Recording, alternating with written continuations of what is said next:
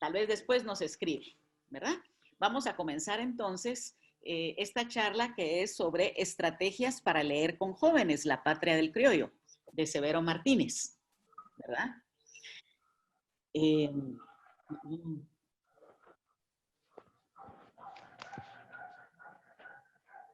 Bueno, es que no sé, a mí me cuesta a veces la tecnología, pero ahorita ya estamos. Entonces, algunos comentarios previos, antes de comenzar con las estrategias, yo les quería decir que a mí este libro, bueno, me interesa desde hace muchos años, incluso en un libro de primaria que yo escribí junto con Horacio Cabezas, que lo debe de conocer muy bien Luis, porque es una persona muy conocida a nivel de todos los profesores de ciencias sociales en la San Carlos. Escribimos un libro que se llamaba Quiero vivir en América, y ahí la interpretación que pusimos para el capítulo de la independencia fue precisamente La Patria del Criollo.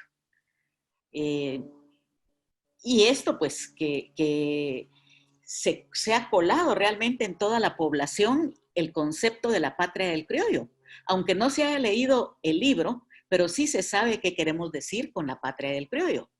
Tanto así que una vez estaba yo en televisión viendo ahí para la campaña electoral pasada, y en eso escucho a Telma Cabrera, la candidata del MLP, hablando de que vivimos en la patria del criollo. Gran sorpresa, ¿verdad? Porque Telma Cabrera, sabemos que yo tengo la idea de que no terminó la escuela secundaria. No terminó. Imagínense, nosotros estamos viendo ahorita que es difícil para los alumnos diversificados e incluso universitario. Entonces, como una persona que no había terminado la escuela secundaria, pero sí conocía el concepto de la patria del criollo. Este es un concepto que viniendo de la academia realmente ha llegado a los ciudadanos comunes, pues, a los que no están en la universidad.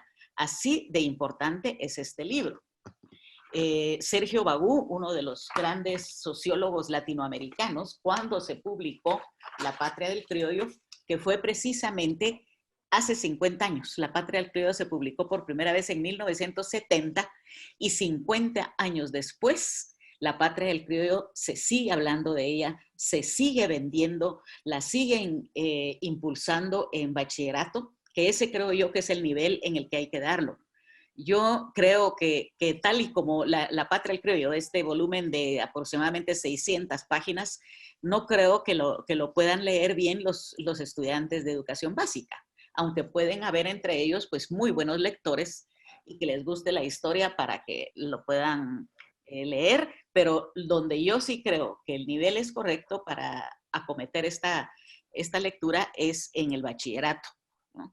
En el diversificado. Y que no solamente no solamente lo podemos hacer, es que hay que hacerlo, porque es un clásico de la historia de Guatemala. Es un libro importantísimo. Cuando surgió en 1970, ya en esa época creó un parteaguas en la historiografía de Centroamérica, ¿no?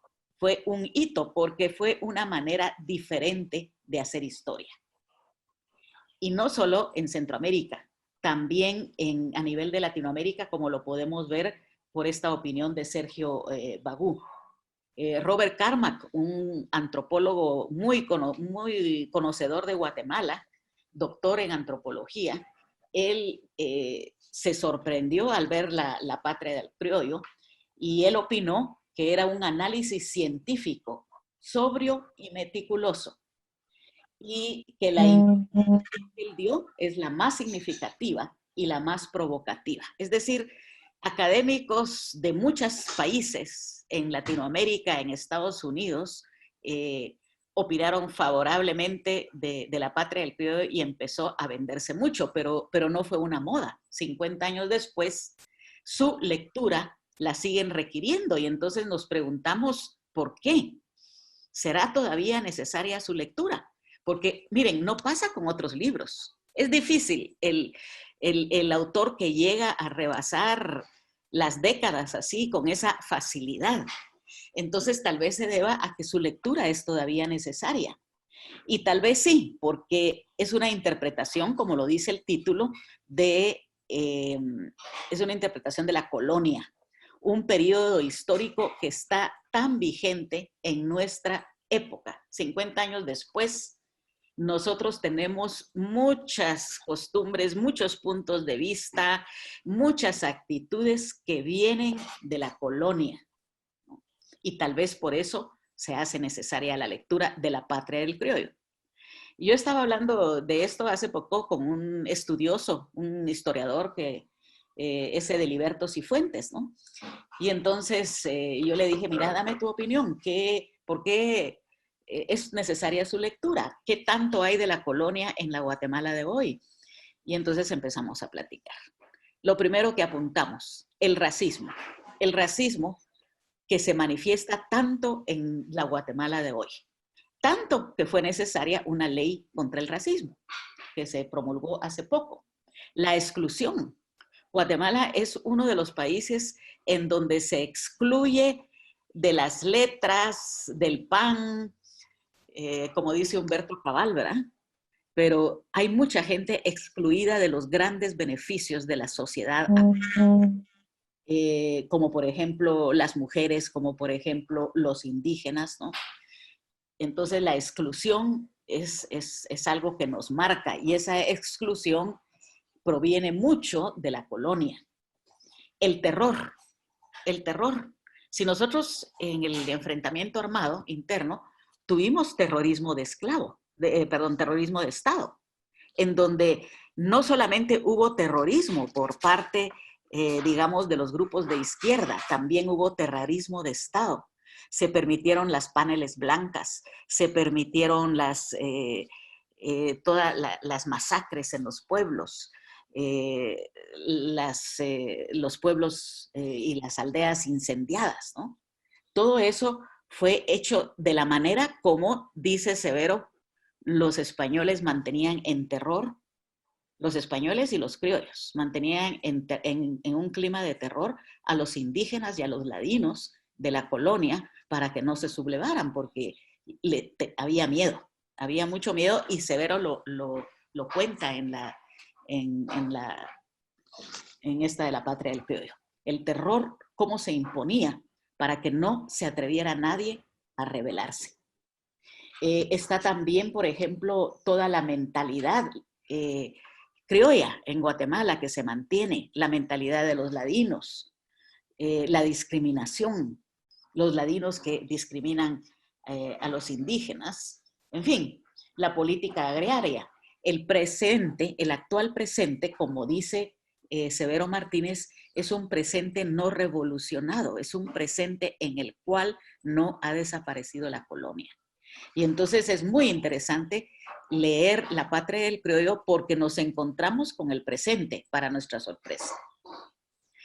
Y aquí pues les quería contar también que yo estoy trabajando en una adaptación para jóvenes y gran público de La Patria del Criollo, precisamente para que llegue con una lectura más amigable a las personas que no son historiadoras. Esto pues me lo decía aquí, ¿verdad? La señora con quien hablé antes, Celia, que su hijo y ella intentaron hacer un resumen, ¿no? Pero que el hijo después le dijo, no, mamá, déjame que lo haga yo solo porque si no, no aprendo. Pero sí, yo estoy trabajando actualmente en una adaptación que estaba programada a salir para finales de abril, ahora ojalá que salga en mayo, en junio, para que podamos leer con más facilidad este clásico tan importante. También es importante porque la lectura de La Patria del Criollo es compleja y forma pensamiento complejo en los jóvenes. Eso es indispensable. Es indispensable. Nuestros jóvenes no deben de leer únicamente Harry Potter y similares. Lecturas fáciles, sí, que van avanzando ellos con una facilidad en su lectura, pero también tienen que leer este tipo de lectura que está hecho de argumentos, de argumentaciones, de premisas, de conclusiones, de juicios críticos, de pensamiento crítico. Tienen que habituarse a eso, porque si llegan a la universidad les va a hacer falta.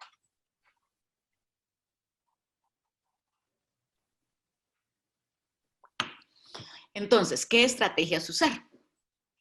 Pues yo encuentro que hay que usar ilustraciones, que es una de las estrategias, organizadores gráficos y cuadros.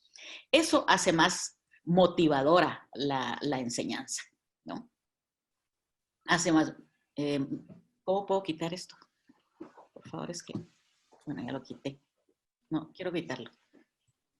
Entonces, las ilustraciones pueden ayudar y por eso el libro adaptado va a tener muchas ilustraciones, porque las ilustraciones lo que hacen es que mantienen el interés, en primer lugar, que motivan a los estudiantes. Y ese es lo principal. La motivación es el primer problema en la enseñanza-aprendizaje de cualquier tema. Que el estudiante, que el lector quiera leer, quiera cometer ese tema porque hay un interés intrínseco en él. Y las ilustraciones también mantienen el interés. Entonces, yo las considero indispensables para poder trabajar con jóvenes o con uno mismo una versión ilustrada. La Patria que ustedes, pues, que conocemos todos, que es la edición del Fondo de Cultura, pues no está ilustrada. Aquí, bueno, no tengo el nombre de una persona que nos saluda. Carolina dice, y soy profesora de educación media, ¿no? Y entonces ya está con nosotros también. Entonces, además, miren, ¿por qué son importantes las ilustraciones? Porque las ilustraciones contienen información. Información que va a complementar la que le proporciona el texto, ¿no? Que la va a complementar y de una manera diferente. O va a dar más información. Todos estos recursos, es decir, las ilustraciones, los organizadores gráficos, los cuadros, ayudan a la comprensión. Y para disfrutar un libro de estos, realmente uno primero tiene que comprenderlo. No le tiene que costar leer. Tanto así que como estamos recogiendo muchas ilustraciones en archivos, en centros de documentación sobre la colonia, pensamos poner algunas de ellas, las que no nos quepan en el libro, bueno, las que no, porque quiero poner unas 3 por capítulo, en la plataforma de Piedra Santa para que puedan ser bajadas y entonces ustedes van a leer este libro o van a leer con jóvenes, entonces ustedes decoran su ambiente de la escuela, del aula o su estudio, lo meten en las ilustraciones dentro del libro. Tal vez alguien tiene que ir abierto el micrófono si lo pudiera, porque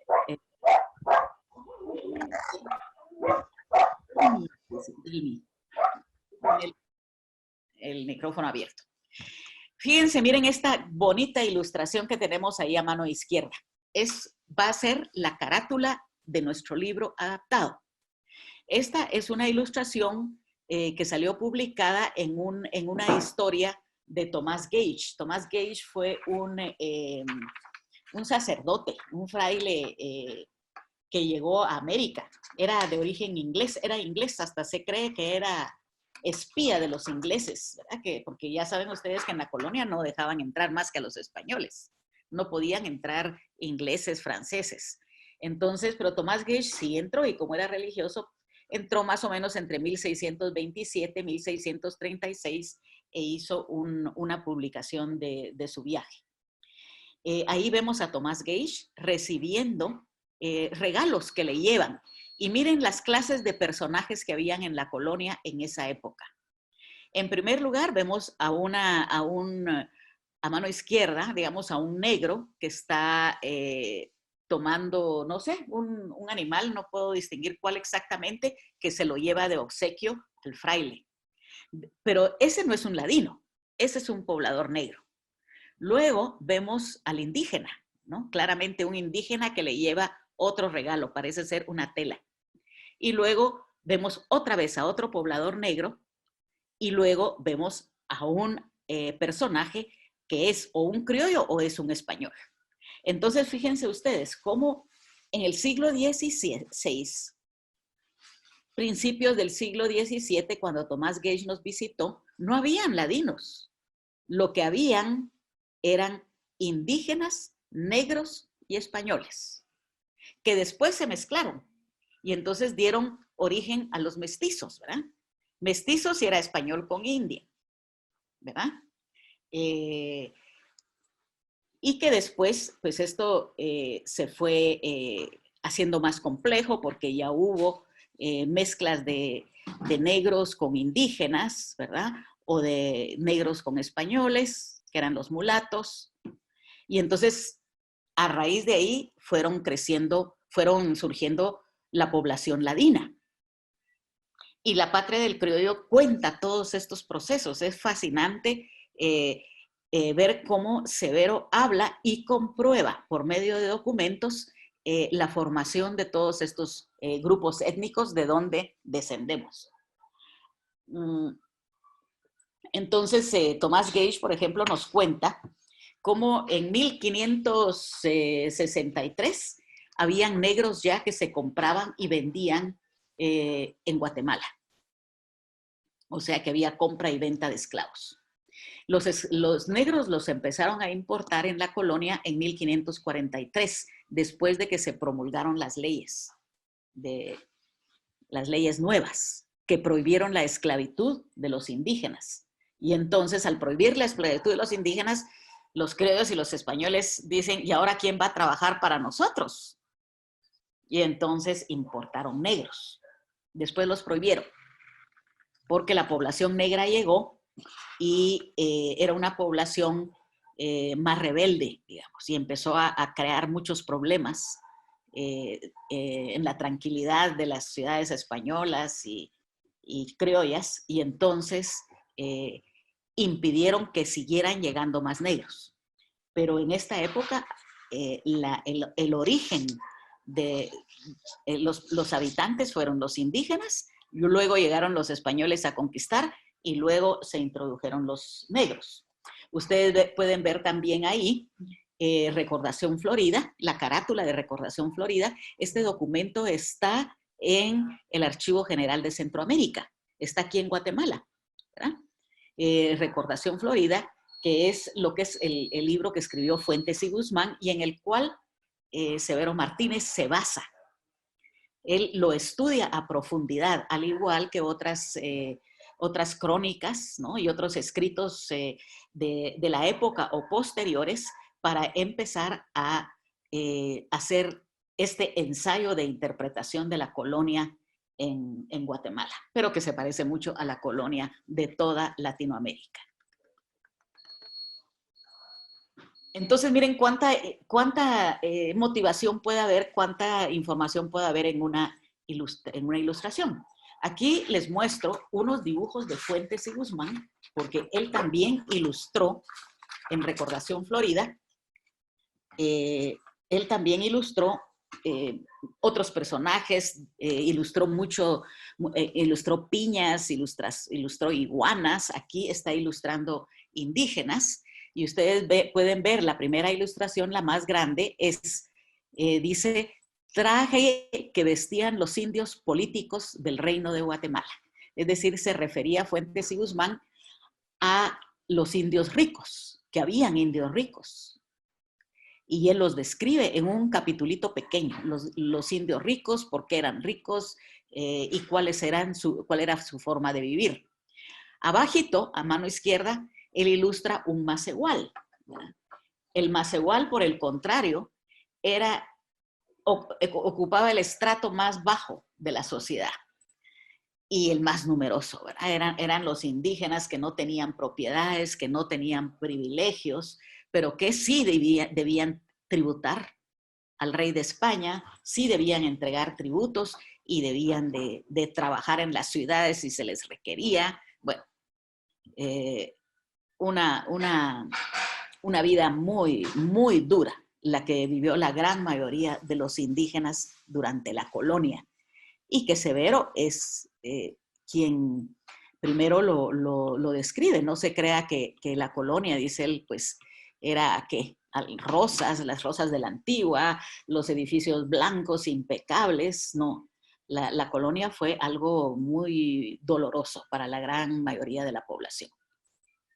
Aquí vemos nosotros también un pueblo de indios, como lo ilustró Fuentes y Guzmán, en donde puede verse en la parte del centro la plaza central, ¿verdad? Y luego los pueblos de indios, las casas de los indios, ¿no?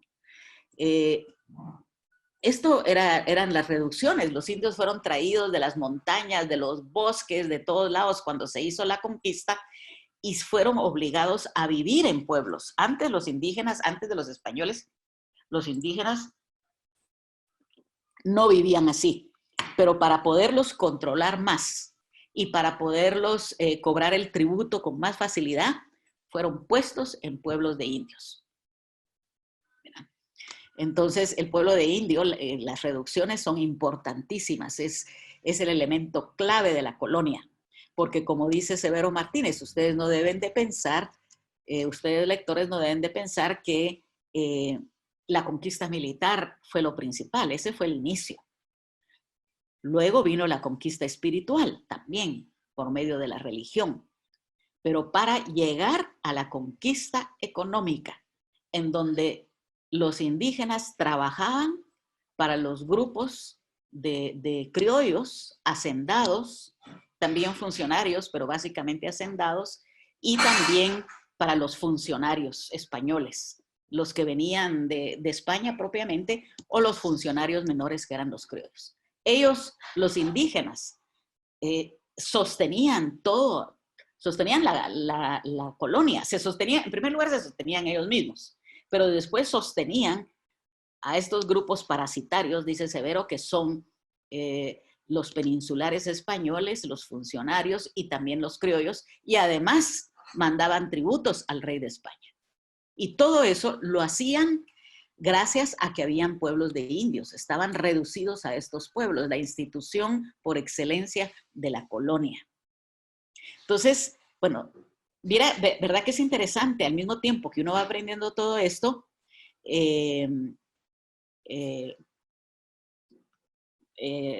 poder ver las ilustraciones. Otras ilustraciones, esta posiblemente la vamos a poner, es del lienzo de Tlaxcala. Los tlaxcaltecos fueron los indígenas que ayudaron a los españoles a conquistar Guatemala y todas las demás tierras, ¿no? En Mesoamérica, bueno, no solo los tlaxcaltecas, muchísimos indígenas provenientes de México en este caso. Y entonces ustedes pueden ver aquí en el lienzo de Tlaxcala cómo los indígenas enseñaban cómo los trataban, los maltrataban los españoles, cómo los hacían cargar los cañones, cómo cargaban a los propios españoles. O sea que los indígenas no solamente tenían que trabajar sus tierras, tenían que trabajar las haciendas de los españoles y tenían que construir las ciudades y los caminos, sino que hasta muchas veces les daban servicios personales, que por cierto, Severo dice en algún momento que eran ilegales, pero de todas maneras los hacían. Entonces, miren cuánta información hay en una ilustración.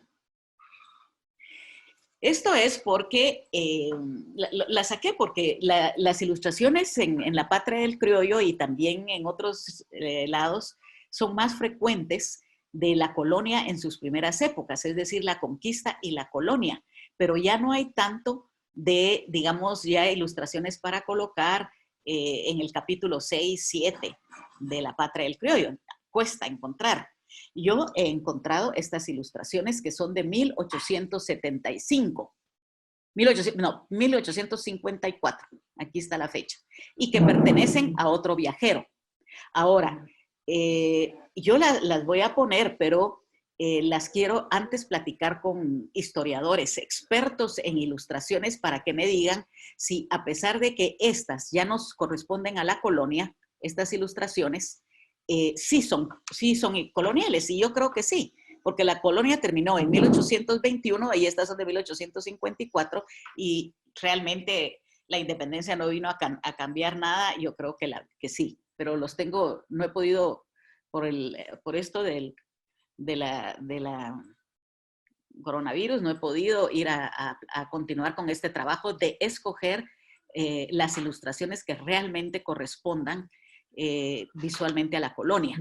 Pero ustedes pueden ver, esta es la ciudad de León, en Nicaragua, cómo eran las ciudades coloniales, cómo era el transporte de las mercancías, ¿no? Cómo eran las calles. Severo habla de eso. Severo habla de indígenas que llegaban a los mercados de las ciudades españolas, porque ustedes saben que los españoles lo que intentaron hacer fue dos repúblicas, la República de los Españoles y la República de los Indios, separados, no podían vivir en los mismos lugares. En las ciudades de los españoles solo debían de vivir los españoles y en las de indios, pues los indios. No lo consiguieron porque se empezaron a mezclar, pero y a desobedecer, ¿verdad? No, pero sí se pretendió eso. Entonces, los indígenas llegaban a visitar las ciudades españolas a vender sus productos. Y él cuenta, por ejemplo, muchas veces los asaltaban antes de que llegaran a la ciudad española y los obligaban a vender, a rematar o les robaban lo que llevaban para vender. En fin, esas son cosas que Severo cuenta, ¿no? Y aquí tenemos abajo, porque Severo habla de los pacuides. Aquí ya ven ustedes que no es un indígena los que van caminando ahí, sino que probablemente ya sean ladinos.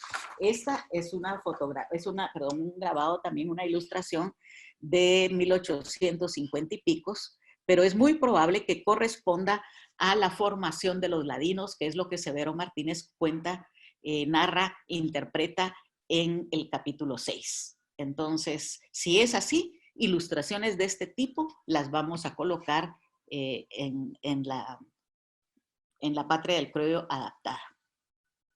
Entonces, como me dice aquí una persona, ¿verdad? Aquí ya entraron más, Carolina, dice que soy profesora de educación media.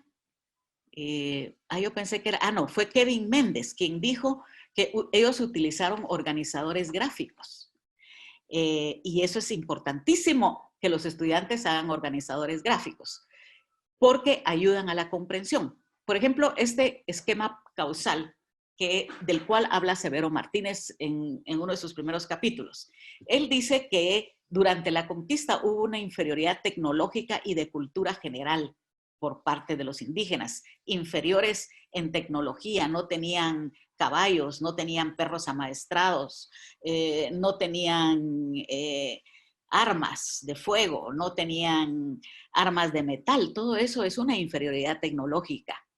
Y de cultura general, él dice de cultura no refiriéndose pues a las letras, no, refiriéndose a que cultura es lo que está en la sociedad que el hombre hizo. Y entonces dice él, personas como los españoles que venían y que tenían una cantidad, por ejemplo, que domaban caballos, y entonces tenían como unos 100 aparejos vinculados con los caballos, ¿no? Las riendas, las sillas, en fin, todo eso implica una cultura, es decir, una tecnología más efectiva. Y eso fue lo que hizo que los españoles llegaran a conquistar, a someter a los indígenas y después a someterlos en los pueblos. El sometimiento económico, que los pusieron a trabajar para ellos, en las haciendas, en las minas, en los ríos, ¿no? Y entonces el indio se convierte en fuente de riqueza para el nuevo grupo dominante, es decir, los españoles y después los criollos, a través de la esclavitud y a través de la servidumbre. Y que esto, dice Severo, la consecuencia fue una inferioridad general permanente que derivó de las condiciones de vida a la que quedaron reducidos los indígenas por el resto de la colonia. Entonces, este organizador nos ayuda mucho más. Es una forma visual de presentar un esquema causal. Y al ser visual, uno lo recuerda mejor, lo comprende mejor que si solo estuviera en forma de texto corrido.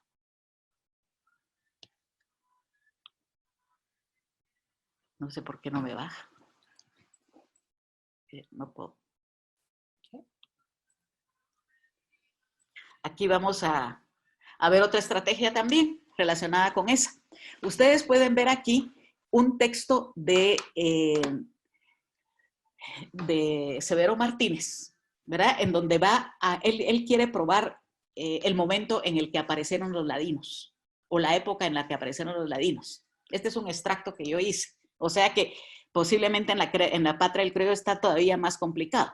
Pero dice, Esquipulas, que en la Recordación Florida, que es el libro que escribió Fuentes y Guzmán, dice, el pueblo no tiene mezcla alguna de ladinos. En cambio, Cortés y Larraz, que es un arzobispo que visita Guatemala 100 años después, dice, ya hay 360 ladinos. Jalapa, que en tiempos de Fuentes y Guzmán era un pueblo sin ladinos, en lo de Cortés y Larraz ya tiene 652 ladinos. Jutiapa, sin mezcla de ladinos, a finales del siglo XVII albergaba 612 indios, cuando la estudia Fuentes y Guzmán, y ya en la época de Cortés y Larraz ya habían 410 indios. Bueno, y así va con una serie de pueblos.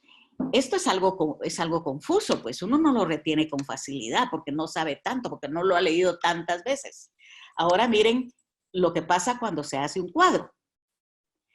Yo esta información la puse de esta forma, en un cuadro, en donde aquí están los pueblos mencionados por Severo Martínez, las pruebas, la situación como él lo ve en cuanto a la conformación de la población. Aquí está el título del cuadro, conformación de la población en diferentes pueblos de Guatemala en el siglo XVII y en el siglo XVIII. Y entonces aquí se puede ver, sin mezcla alguna de ladinos, sin mezcla de ladinos, pueblos sin ladinos, 1000 indios y solo habían 80 españoles y mulatos.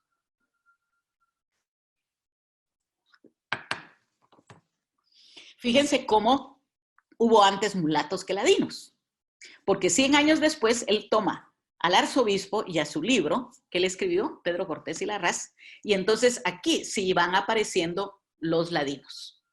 360, 410, 652, 500.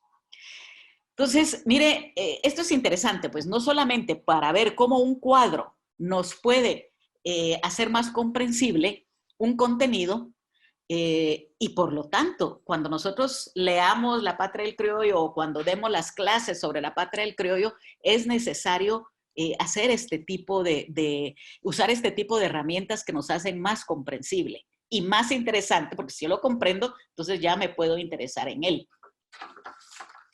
Entonces, pues esa es...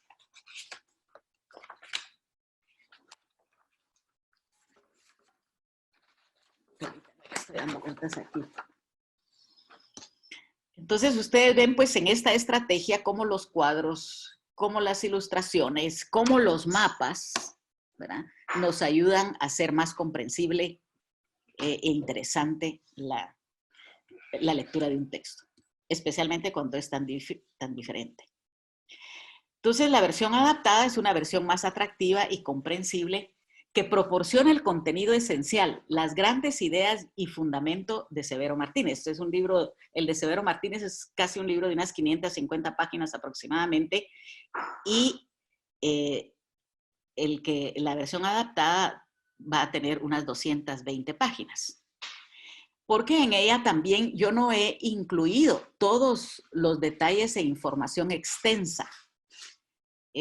Porque miren, Severo Martínez hacía una generalización, hacía una propuesta de contenido y luego ponía el montón de documentos que lo probaban, o los pies de páginas, que a veces son más grandes que el texto corrido en una página, o los repite a las 3 páginas. Y esto, como me dijo una profesora el miércoles pasado que di la primera charla, esta es igual a aquella, ¿no? Distrae a los estudiantes del hilo principal de la historia y después ellos ya no saben que lo que están viendo es la formación de los ladinos, porque viene tanto extensión en cuanto a los contenidos y tantos detalles y números y todo, y documentos, que ya los estudiantes no pueden con ellos. Perdón, aquí sí, antes de alejarme mucho del contenido, Kevin Bendes, que está aquí con nosotros ya, dice que él utilizó organizadores gráficos para dar La Patria del Criollo en magisterio y que luego la volvió a leer en la universidad. Y eso es cierto, porque La Patria del Criollo se lee no solamente en historia, se lee en muchas otras carreras, así que conviene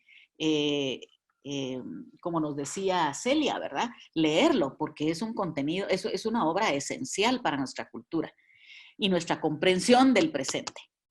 Y Luis Mérida nos cuenta también y nos dice que el lienzo de Cuasquecolán narra la conquista de Guatemala. Sí, lienzo de Cuasquecolán, que puede verse en la Universidad Francisco Marroquín, es el primer mapa que hubo de Guatemala y lo hicieron los cuasquecoltecas indígenas mexicanos que acompañaron a los españoles en su conquista.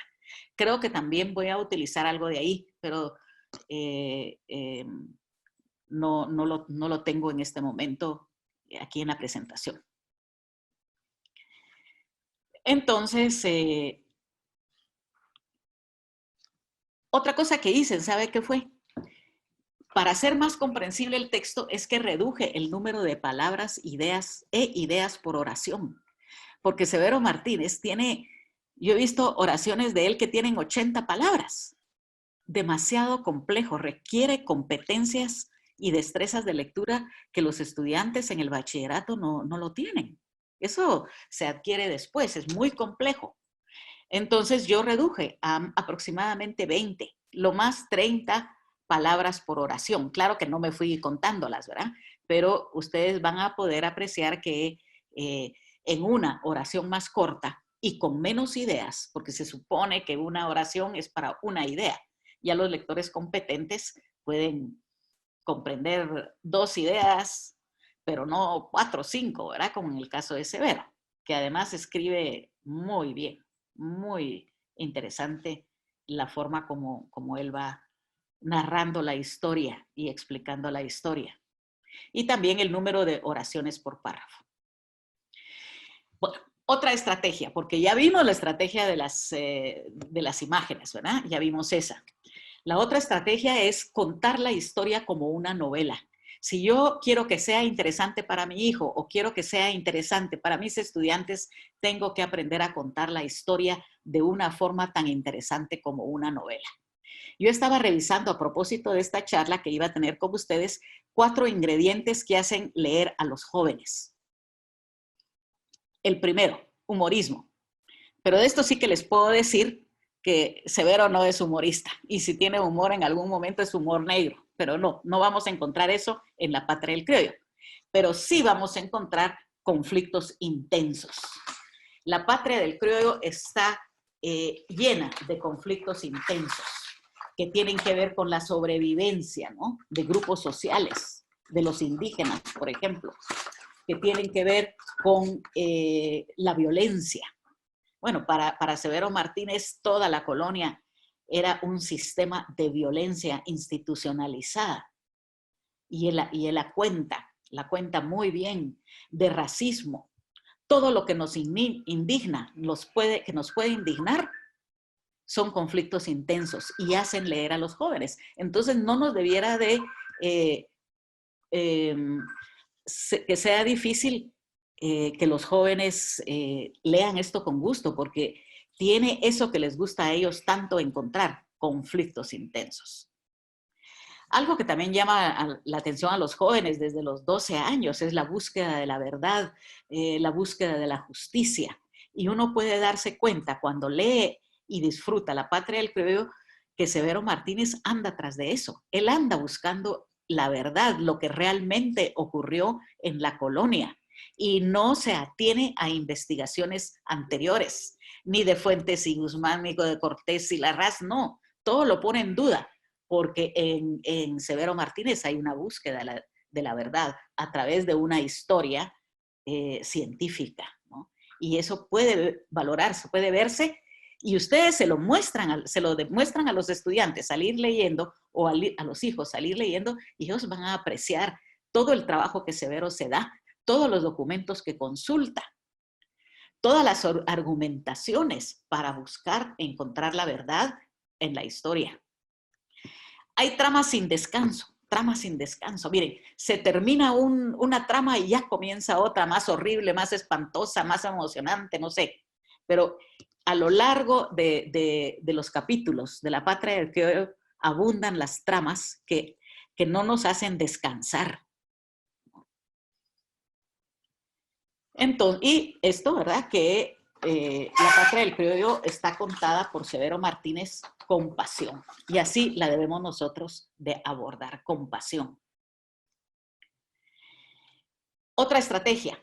Esta es la forma como mi hija me cuenta que con ella leyó su profesora La patria del criollo. Y a ella le encanta La patria del criollo. Y me dice, mamá, es que me la enseñaron muy bien, tanto me dijo, que yo todavía recuerdo tal escena de La patria del criollo. Imagínense, qué bonito. Cuando ya mi hija pues tiene, no sé, 42, 43 años, hace 25 años que estudió La patria del criollo en la secundaria, pero no olvidó algunos de los pasajes.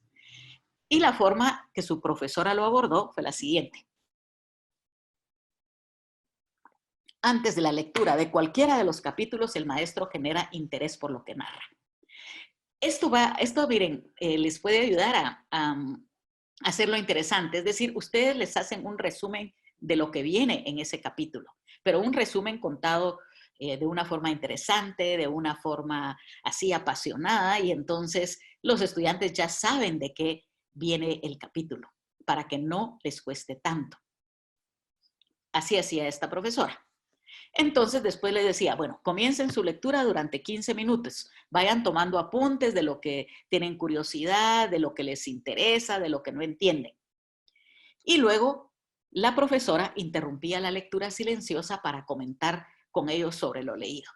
Bueno, ¿qué les parece a ustedes que fue lo peor que leyeron, lo más cruel que leyeron, o cómo pudo haber sido de otra forma, o creen ustedes que esos valores que aparecen ahí eran los de la época? Es que miren, toda la patria del criollo se refiere a la vida, ¿no? A la vida de habitantes de los cuales nosotros descendemos, así que no puede ser aburrida. El maestro incluso, dice, les motivaba a ellos para que investigaran aspectos adicionales que despertaran el interés, ¿verdad? Ah, pero mire, profesora, yo no creo que Pedro de Alvarado haya sido así. Bueno, pues entonces investiga un poco y nos traes de vuelta esos argumentos que tú tienes, o es solo tu opinión. Porque si la patria del criollo se opone a algo, es a emitir opiniones que no estén fundamentadas. Y él, cualquier opinión que da, cualquier generalización que hace, la hace apoyada en documentación y en otras evidencias. Entonces, tenemos aquí actividades escritas, ¿verdad? Que nunca deben ser áridas ni memorísticas, que deben ser actividades de pensamiento crítico y de destrezas de pensamiento en ciencias sociales. Por ejemplo, separar hecho y opinión. Estas no las voy a explicar porque sí son más para docentes y son muchas. Generalizaciones y evidencia histórica, ¿verdad? Cuando él hace una generalización y cuando presenta la evidencia histórica. Esta la acabamos de ver. Él hace la generalización de que los ladinos van surgiendo en tal siglo y presenta la evidencia histórica de que al principio de ese siglo no había nadie, según Fuentes y Guzmán, no habían ladinos, solo negros e indígenas, los primeros habitantes de Guatemala, del reino de Guatemala, después de los indígenas los españoles y después los españoles, de los españoles los negros, y presenta las evidencias históricas. La construcción de los argumentos basados en evidencias y no en opiniones. Esto es algo que hay que enseñar a los estudiantes. Ya en diversificado, ellos tienen que acostumbrarse a detectar cuáles son los argumentos, cuáles son las evidencias, cuáles son las conclusiones, y tienen que ser capaces también de construirlas. Todo eso les va a servir muchísimo en la vida de ciudadanos, por ejemplo, pero también en la universidad si es que la siguen. Analizar asuntos, desarrollos de la perspectiva histórica, formulación de preguntas históricas. Esta es una actividad que regaló para nosotros una profesora que yo le consulté y le dije, mira, dame una actividad escrita y entonces que pueda ser interesante. Y me dice, mira, Irene, que en una tabla de doble entrada, en la primera columna, pongan prejuicios coloniales que van encontrando en la obra de Severo Martínez. Y en la segunda columna ponen los prejuicios que va de ahora sobre el mismo tema. Y entonces nos vamos a dar cuenta con los estudiantes que muchos de los prejuicios de ahora vienen de la época colonial. Y que en la época colonial, ¿por qué surgieron? pues como lo dice Severo, que ese es su argumento, esos prejuicios se crearon para justificar la violencia de la colonia, la explotación que había de la colonia. Entonces, ¿el prejuicio es racional? Pues no. ¿Es conveniente? Sí. Hay otra estrategia: construir el vocabulario académico. La Patria del Criollo está llena de vocabulario académico porque viene de la academia. Es la obra máxima de uno de los historiadores más importantes de Centroamérica, de seguro que de Latinoamérica también. Entonces, no se va a leer bien si los estudiantes abordan la Patria del Criollo sin que conozcan el vocabulario académico, el que tiene que conocerse. Esta estrategia que se puede ver también para ciencias naturales, también para matemática, para cualquier área del conocimiento, la tiene tratado este profesor que está aquí, Robert Marzano, que es un profesor estadounidense, que buscaba siempre las estrategias que en el aula dieran resultado. Y entonces él encontró que enseñar el vocabulario académico solo con esa intervención ya se podía elevar mucho el nivel de comprensión de los estudiantes. Entonces él tiene esta gráfica que demuestra el impacto del tipo de aprendizaje. Es decir, cuál es el impacto que hay en la comprensión de un texto si los estudiantes abordan ese texto ya conociendo el vocabulario académico. Entonces él puso a leer a un grupo de estudiantes o a varios estudiantes y el grupo de estudiantes que leían un texto sin conocer el vocabulario académico, el nivel llegaba al 50% de comprensión lectora. Pero cuando sencillamente con una acción educativa como era enseñar el vocabulario académico para que después se lo leyeran, la comprensión aumentaba a un 83%. Y por eso es que esta es algo pues muy aceptado de Robert Marzano. Incluso en el CNB está mencionada la enseñanza del vocabulario académico. Nosotros en cualquier área del conocimiento, pero en historia tenemos que enseñar el vocabulario académico. Y eso, solamente eso, va a hacer que nuestros estudiantes puedan leer no solo La Patria del Criollo, también otros libros de historia, puedan leer el periódico, con tranquilidad de que van a conocer este vocabulario.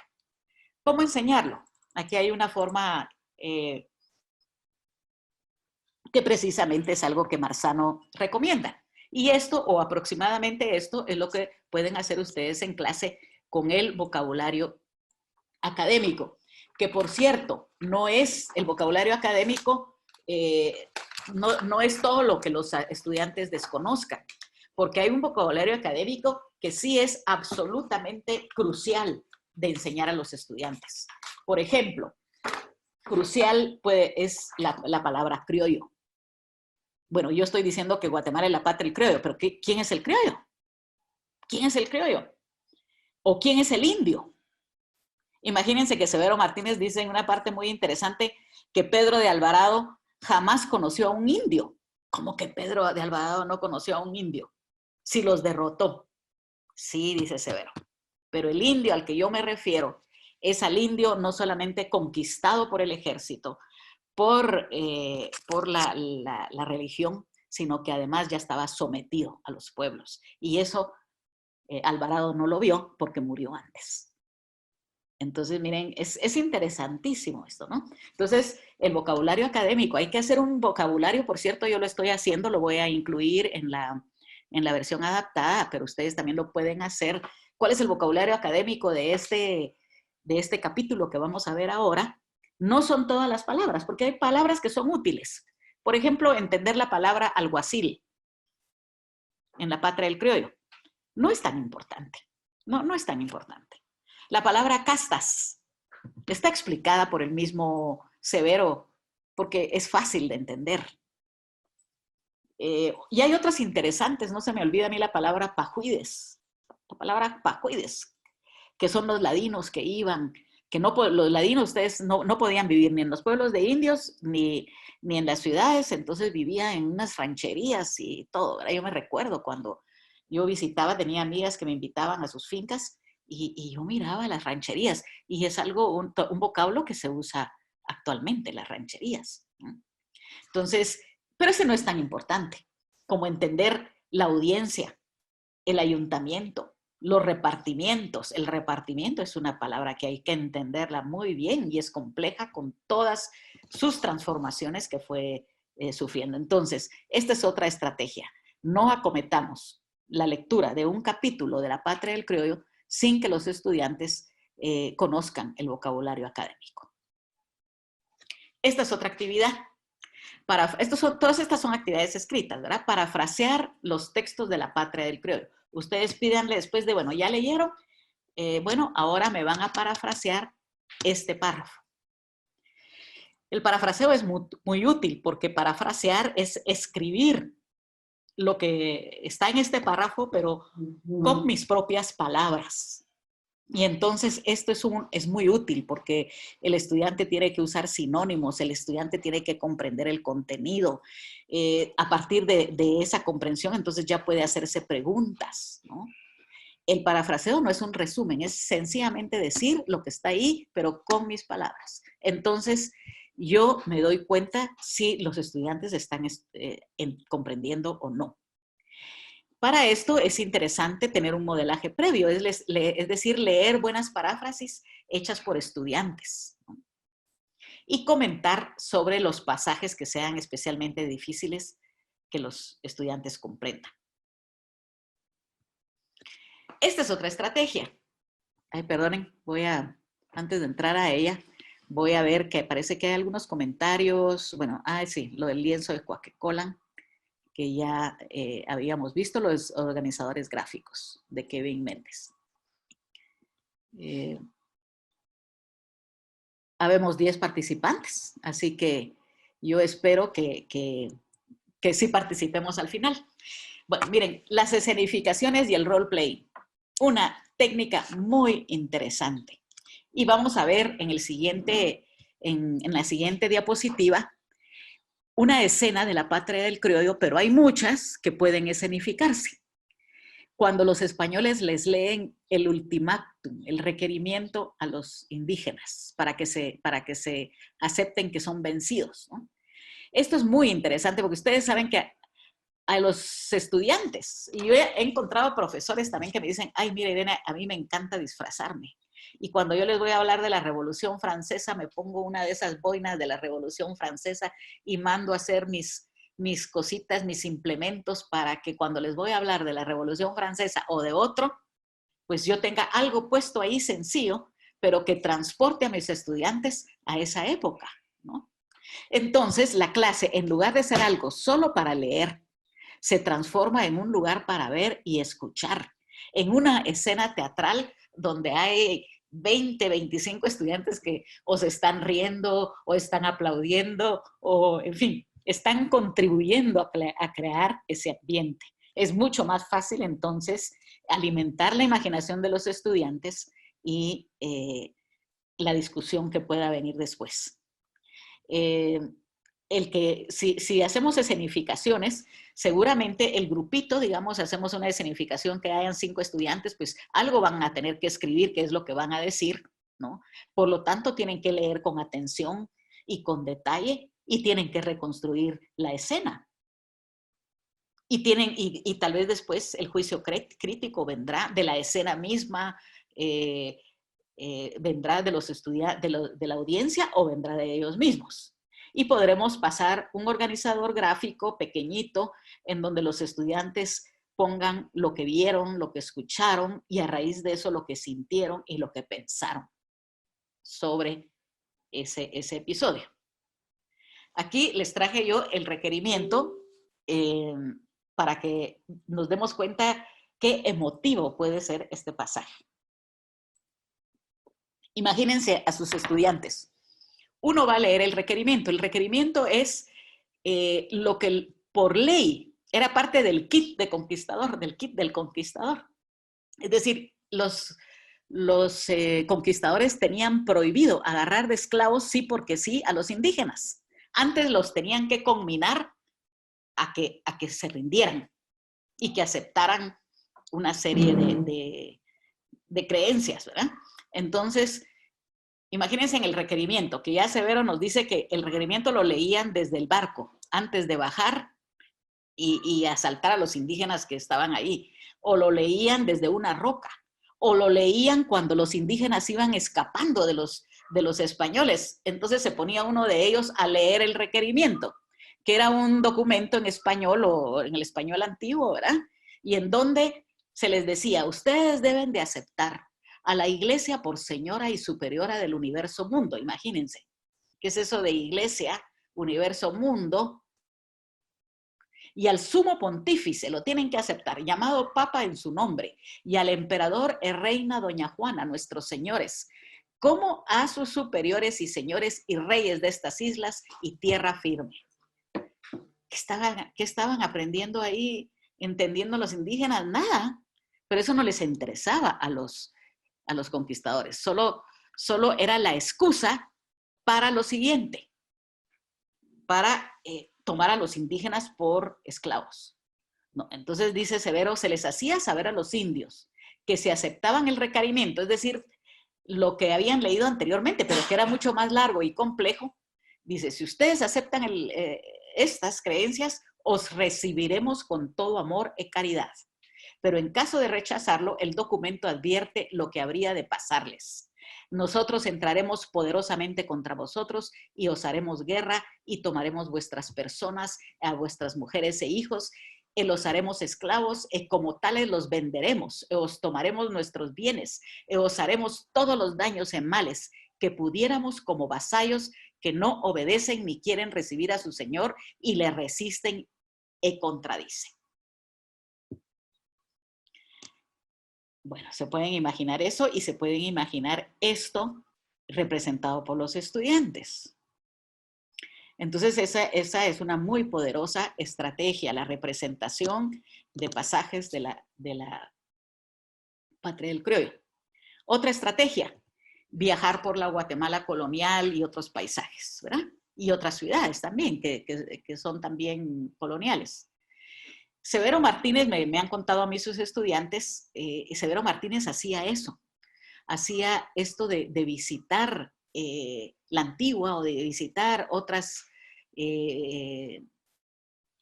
otros paisajes, ¿no? Quetzaltenango, porque era de Quetzaltenango. Entonces aquí me contaron de visitar el Sinché para leer en ese sitio los anales de los cachiqueles, ¿verdad? En donde se cuenta, los cachiqueles cuentan cómo fueron conquistados y cómo sufrieron en manos de los españoles. Entonces lo que hay que ver que hay en Antigua Guatemala y otros sitios que tengan relación con la patria del criollo y hacer un tour de estudio por la ciudad de Antigua o de otros. Esto también es otra estrategia. Entonces, yo pienso que ahorita pues terminamos. Por favor, yo les pediría que vean CROPS, es el Centro de Recursos para el Aprendizaje de Piedrasanta. Se ingresan ahí y van a recibir, nosotros todos los meses tenemos cursos muy económicos y muy interesantes. Cuidamos siempre la calidad de los conferencistas, del taller en sí, con diferentes temas.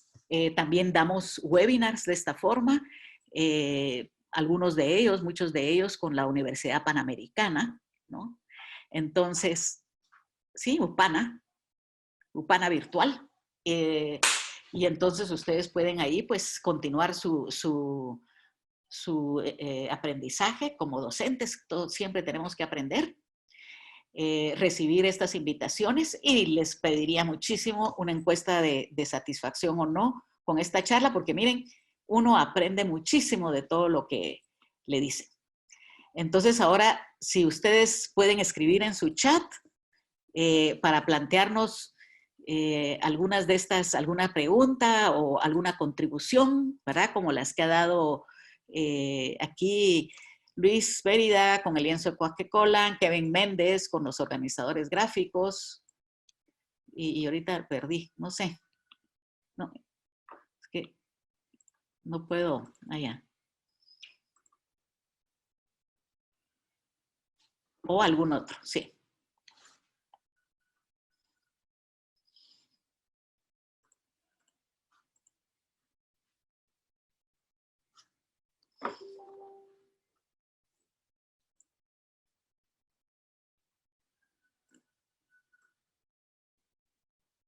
¿No hay ninguna otra intervención?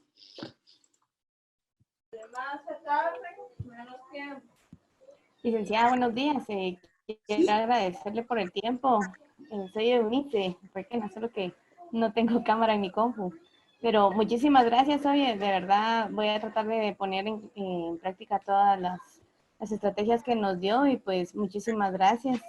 Le cuento que es la primera vez que estoy en uno de estos, ¿verdad? No sabía que ustedes daban capacitaciones ni nada.